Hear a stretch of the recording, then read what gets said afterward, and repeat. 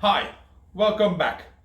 I'm originally from Belgium, and like most nations, we have our classic dishes, our country's favorites.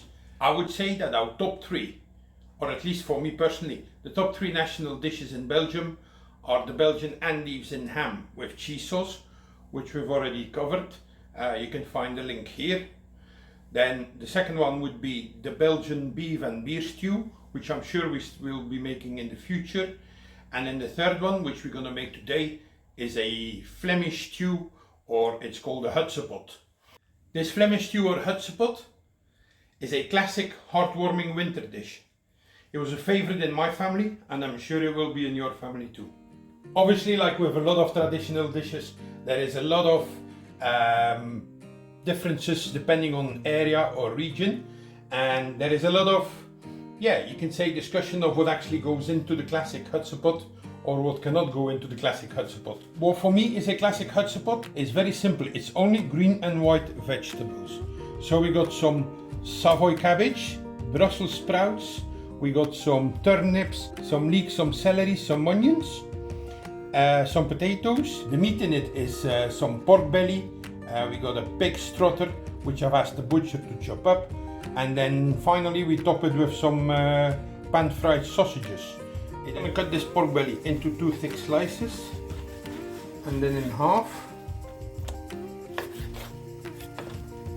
And I'm going to put this in a hot pan and then just fry it up before putting it in the stew for some extra flavor.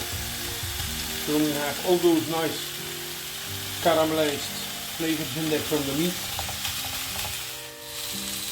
Okay, whilst my pork belly is frying, I'm going to fry off the onions. I'm just going to put a large knob of butter in a hot casserole. And I'm just going to add my sliced onions. I want to get these nicely caramelized, nice brown colors before I put the rest of the ingredients in. So I'm just going to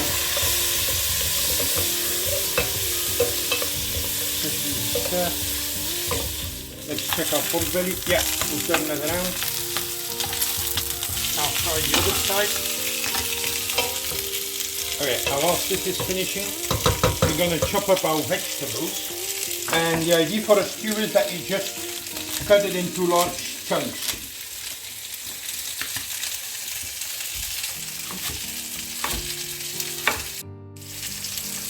For the savoy cabbage,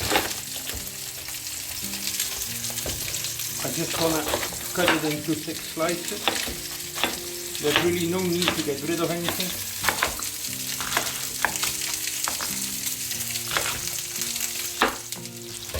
Okay, our onions and pork belly are nicely caramelized, and the reason why we do that, the caramelization will give us that extra flavor, you know. Sometimes they call it the umami flavor.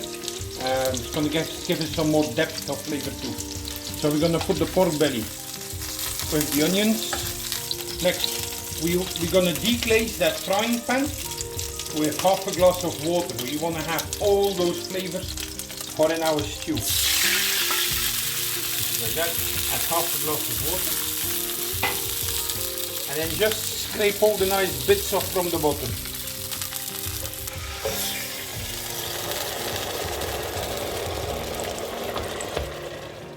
Okay, next we're going to turn the heat down and we're going to add these pork trotters. These are not fried.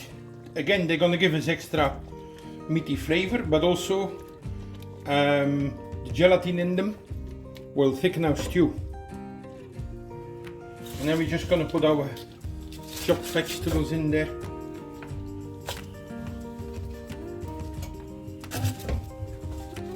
The sprouts I'm going to put whole. My turnips, the suede, and then the rest of my cabbage. We can put it quite full. We're going to put some salt, not too much because it's going to cook for a while, so it's going to get more salty. We can always add some more towards the end, and then a good twist of black pepper.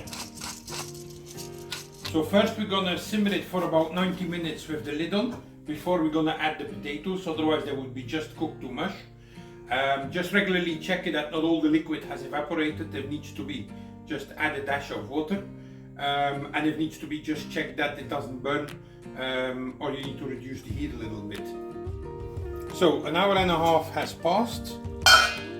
We're gonna give it a bit of a stir, and now we're gonna add our potatoes. See, we still got enough liquid in there. Just make sure. Push the potatoes down in the stew. You can put as many potatoes as you want. We tend to put not too many, as we are traditionally eating it with some good quality bread, some mustard, and then we have the sausages to add as well. Alright, so the potatoes are in. We're gonna simmer this for another 35-40 minutes until the potatoes are soft.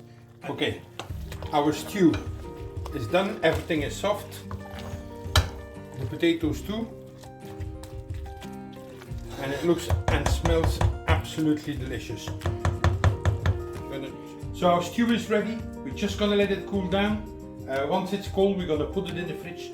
Tomorrow we're gonna reheat it, fry the sausages, and eat this delicious Belgian Flemish Hutsepot. See you tomorrow. That's it. Our stew has been resting in the fridge overnight. We've just reheated it. Our sausages are pan frying.